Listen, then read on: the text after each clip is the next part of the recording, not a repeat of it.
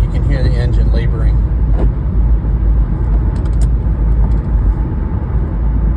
If I let my foot off the gas, it stops. And it'll go away altogether for a little while and smooth out. I don't know what this is. Could it be bad plugs? Could it